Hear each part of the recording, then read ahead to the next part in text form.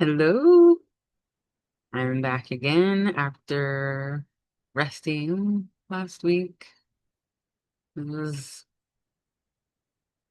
a good choice to make to rest, anyways. So, how's everyone doing?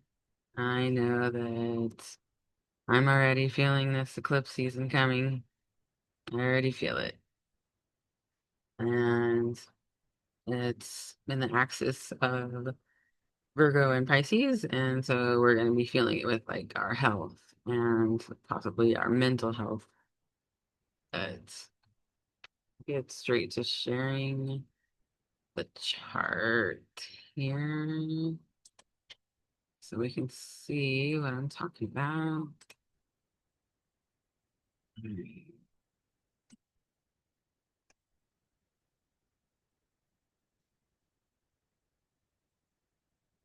Oops. Oops.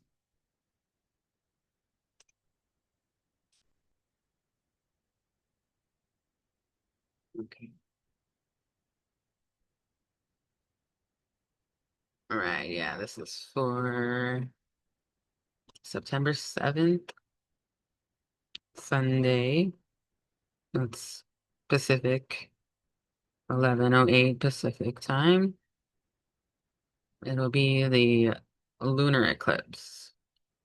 So the sun is in Virgo, and the moon is in Pisces. Dreamy Pisces. I can expect some dreams to come in that will have messages about our future because the moon is right next to the north node for this eclipse, the sun next to the south node. And it's a very, very, very faded time right now. Um, it means that Neptune will be active because Neptune is the ruler of Pisces, and Neptune's been going retrograde in Aries for a little bit now.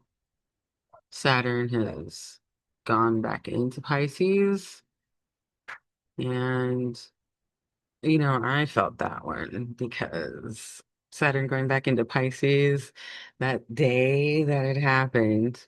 Let's see. um,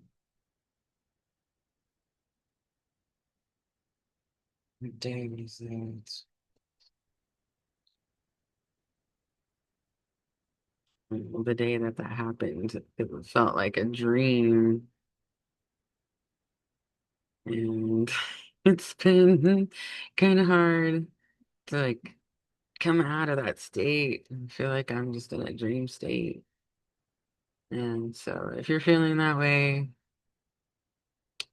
Saturn being in Pisces is just, it's like pulling the veil back down because, you know, Pisces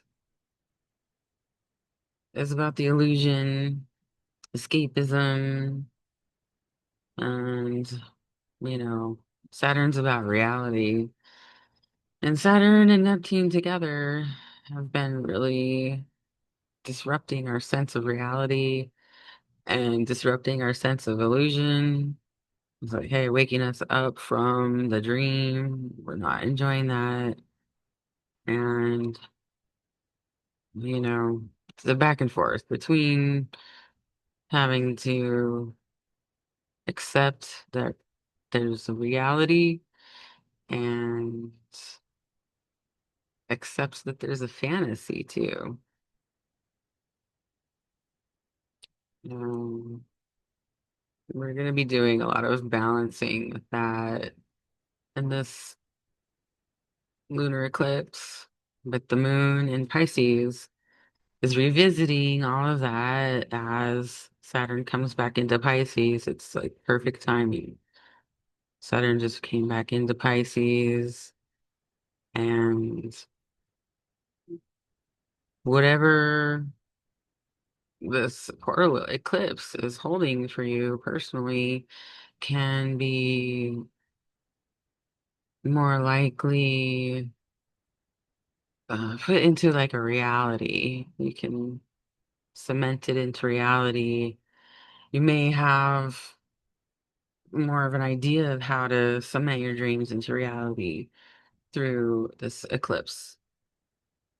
There might be just a spark of logic that comes in because it's that Saturn, uh, and the way that logic will come through will seem kind of illogical, like in a dream or in like a daydreaming moment where you're just kind of staring off into space, and all of a sudden your visions are showing you something that you needed to see.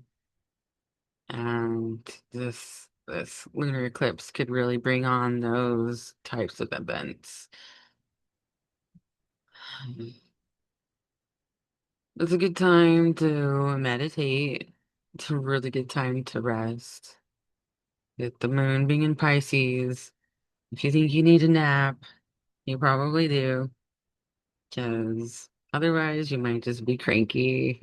And I understand if it's not possible, and just try to get enough rest. Otherwise, don't stay up too late. It's not going to feel good, especially during this time, because your physical health is really dependent on your mental health.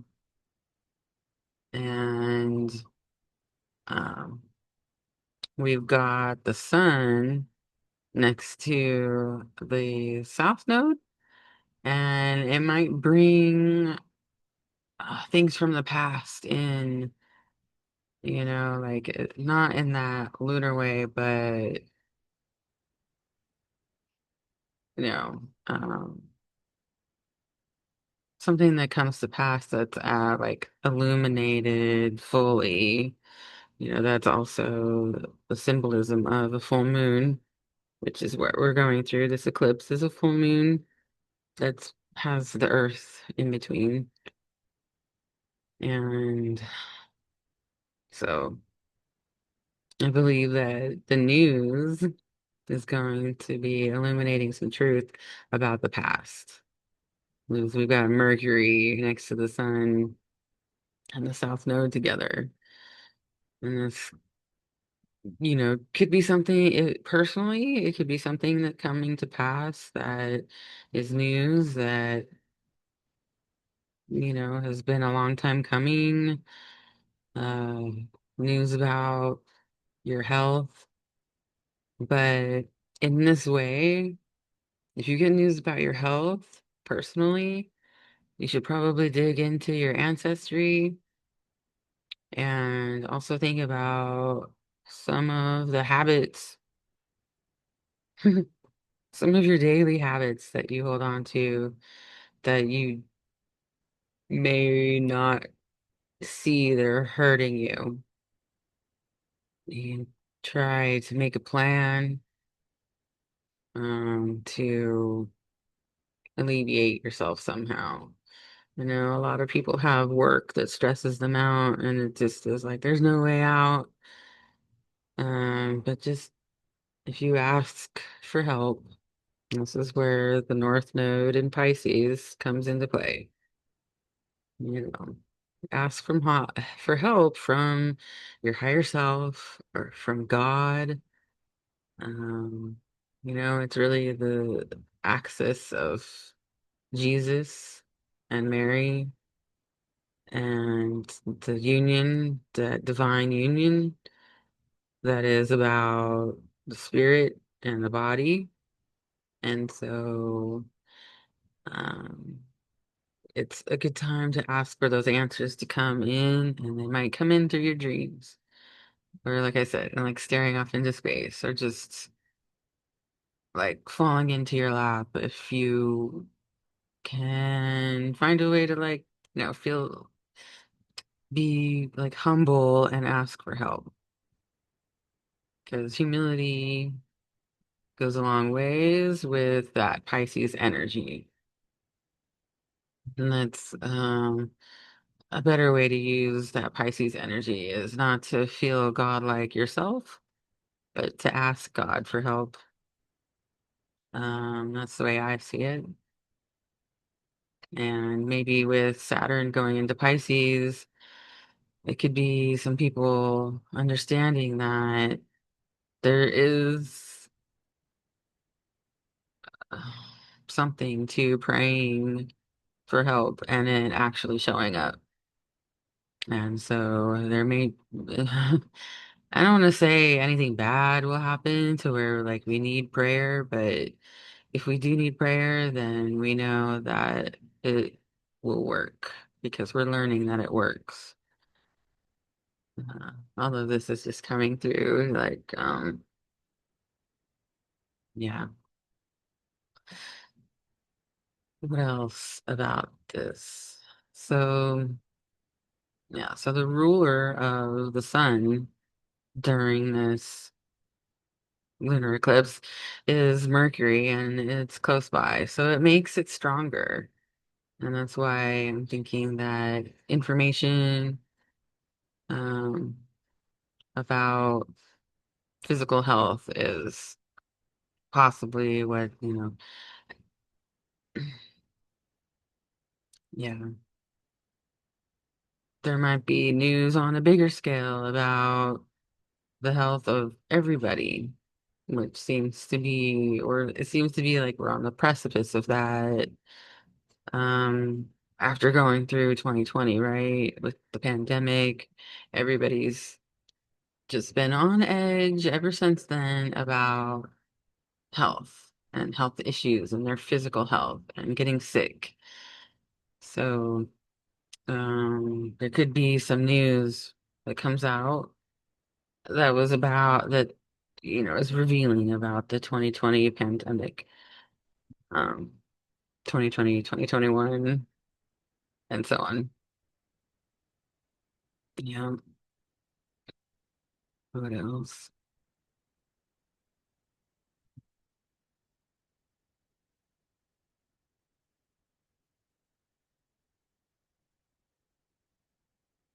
So the moon is making a trine to Jupiter, and Jupiter is in a position with the nodes right now that actually is fated. It's been moving through this position where it's a trine and a sextile. So a trine to the north node and a sextile to the south node. And these are harmonious angles that have to do with uh, our, our destiny, our fate. And Jupiter in Cancer is about like our fate at home and what, family and ancestry. And so with this lunar eclipse being in a trine and sextile to Jupiter, Jupiter is behind the scenes. Um, and something is playing out there. Um, Jupiter is Zeus in mythology, in Greek mythology. Jupiter is Roman mythology. And so in mythology, Jupiter is known for all kinds of children that Jupiter creates in all these different ways. And Jupiter in Cancer is about those children, honestly. And it doesn't necessarily have to be a physical child. It could be about some new idea, a new idea has been seeded. And Jupiter in this position right now is bringing a beneficial flavor to this fated eclipse. Now, Jupiter bringing a beneficial flavor doesn't always feel beneficial in the beginning. And sometimes Jupiter, Zeus in mythology is about taking something away in order to uh, prove that you need to be more humble. You know, because Zeus wants you to stay humble, and Jupiter in Cancer is gonna have like that softer edge. Like, what is it about family and ancestry and, the bigger picture ancestry? We have this way of looking at our past, especially Americans now, that is like, oh, we were so terrible, you know, and that's a good start, but to actually bring humility in, like, what does that look like? Kind of wondering, how do we shift from like hating ourselves for being colonists? Because the regular person is not a colonist really anymore. We're still dealing with having been colonized, all of us, regular people. And so, how do we move past this idea that,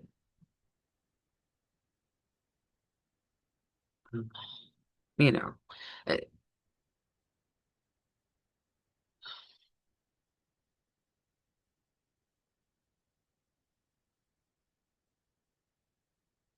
let's see, how do you move past the idea that all of our ancestors are just terrible people that didn't deserve to exist, and we don't deserve to have this land because it is what it is now? And what if we could find a better way of reconciling this story? Because, America is dealing with its Pluto return still currently because Pluto is still catching up with where the progressed US's progressed Pluto is. And it's still within a certain orb, and we're moving forward. And so it feels like um that Jupiter in Cancer, because that's where the US's sun is in Cancer. Um, we're learning how to rise up again, but not in an arrogant way, because that's just more arrogant. It's just more like bullying, the way that we see ourselves that we don't like. And I feel like I'm rambling here because it's such a landmine, all of this, like the politics and, you know, America, the United States, the state that we're in right now. It, it's very, it's really hard to walk that middle path because people don't see anybody as having a middle path. It's like one side or the other. So Jupiter being right there, um, it feels like to me in one way or another, there's going to be like something's going to happen to where maybe we can snap out of it a little bit. Again, I don't want to say anything bad happens, but isn't that sometimes what happens? And sometimes Jupiter brings that to us because we're foolishly like not seeing the bigger picture of the bigger picture. We'll just say it like that. And like I said, I was like, it's just really hard to talk about what I see coming with these alignments because it politics get in the way, the red and blue, when we should all be united. And I I feel like Jupiter going through Cancer this year with this really special conjunction between Saturn and Neptune and the outer planets being in that mini trine for a while. Pluto, Uranus, and Neptune and Saturn together. It's all about bringing this idea back together about, freedom, which anymore, it feels like a silly word, right? Freedom. So that's probably a lot of what is going on right now. And I'll say that this lunar eclipse is going to be speaking about freedom, but in this way that uh, you have to realize you have to take care of yourself in order to feel free, and that might be what our new dreams and goals and aspirations are going to be about is about not wanting to be so dependent, um, because it just seems too vulnerable. And uh, possibly you're waking up to that. The full moon aspect is bringing something out into the light. We've got the luminaries, both of them, right next to both of the nodes. So it's really, really, really very potent. Trying to think if there was anything I missed. So I went on a tangent about trying to avoid politics, but it's kind of like it's just been such a big thing. Everybody was into politics, but um, there's going to be a big shift, and it's going to be more about religion.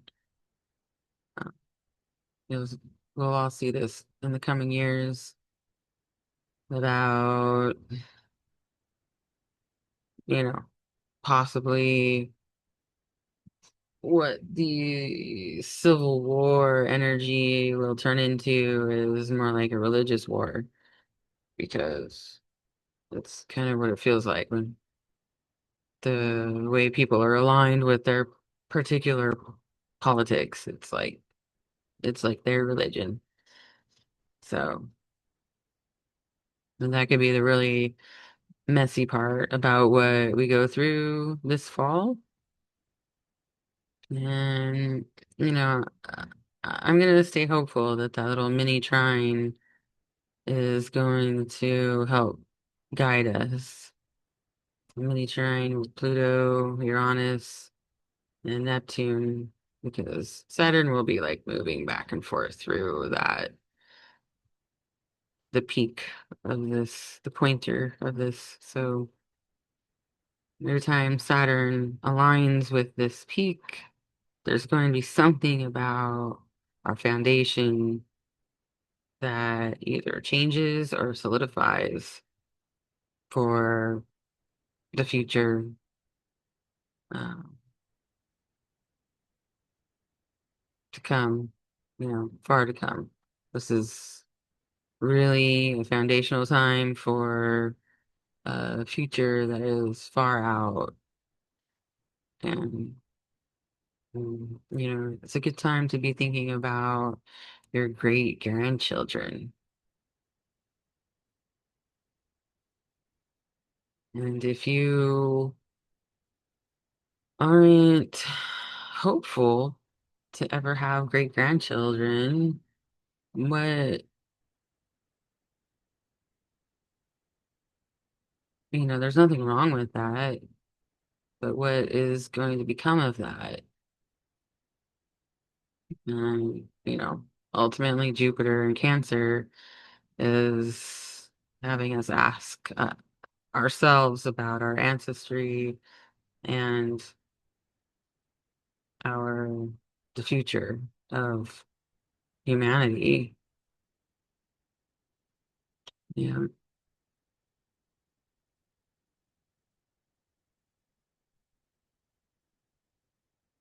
Hmm.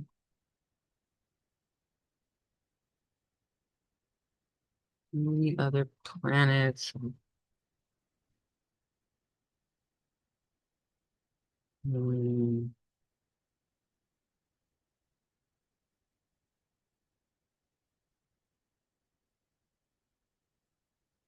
Well, you know, something I thought would be fun to do at the end of this um video about the lunar eclipse, because I was thinking that I would just talk about this one eclipse, and then I could pull a card from my cool deck, Threads of Fate. So stop sharing there. There we go. And this is the deck, Threads of Fate. It's really cool. It's a Oracle deck, Shadow Oracle deck. Mhm. It's one of my favorites. I thought, since it's the lunar eclipse, I thought this deck would be perfect. Something about the shadow aspect. What is meant to come out. Mhm.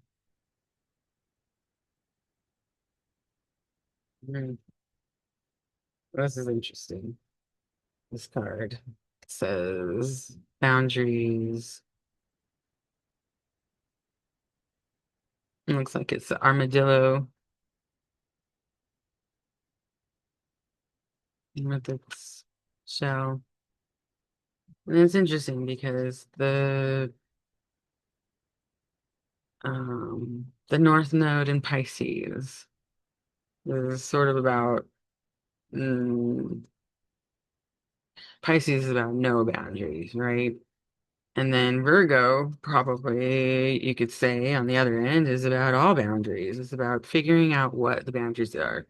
What are the boxes that you put everything into so that you can organize? Boundaries equals organization. So this card is saying, don't forget the boundaries as you're moving through this eclipse, because um, possibly there'll be a lot of that pushing in and bringing your boundaries closer and closer in, closer and closer. And, mm, that is ultimately the energy that I'm getting off of this eclipse, is that people's boundaries are getting pushed in so much, to where they feel like they're gonna explode to get that space to, to push back on that space to restate their boundaries, right? And so you probably don't have to explode in order to get your boundaries back. If you just remember if something is pushing against your boundary, to just say, hey, this is a boundary that I have right here, and you can stick to it. You know, let's see, what else does it say about this card in this little book?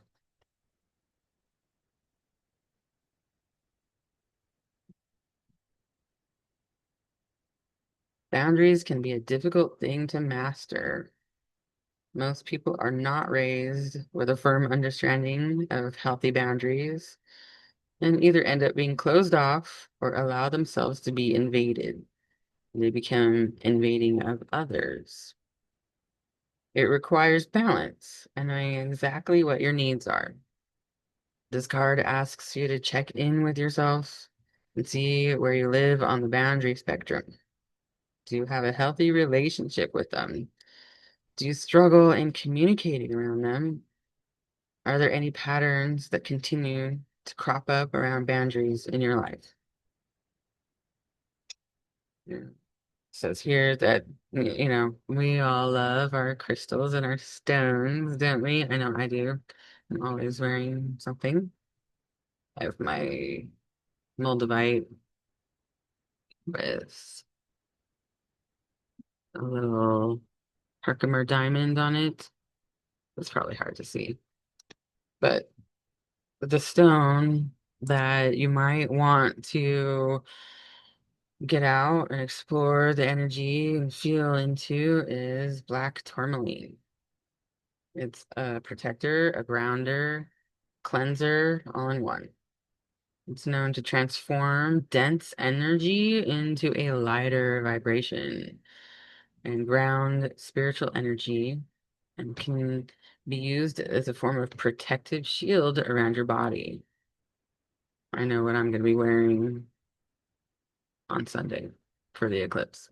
Probably my black tourmaline. Yes. Um, doo, doo, doo. Some people may have opinions about any changes that you make, and if you are working on being more open, others may take advantage of that openness. It's very Piscean.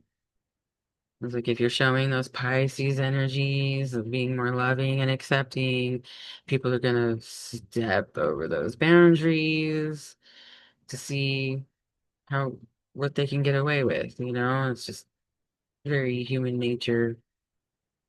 Use black tourmaline to cleanse and protect you from unwanted energy from those around you. You can also use black tourmaline to aid you in maintaining the boundaries you have already set. So I like that. This deck is awesome. It's one of my favorite decks to go to. This is the back of the card. All right. Well, that was fun, informative for me. Hopefully for you too. I hope you got something out of it. Thanks for hanging out and listening to the talk about the first lunar eclipse and the eclipse season. All right. Well, until next time. Thanks. Bye.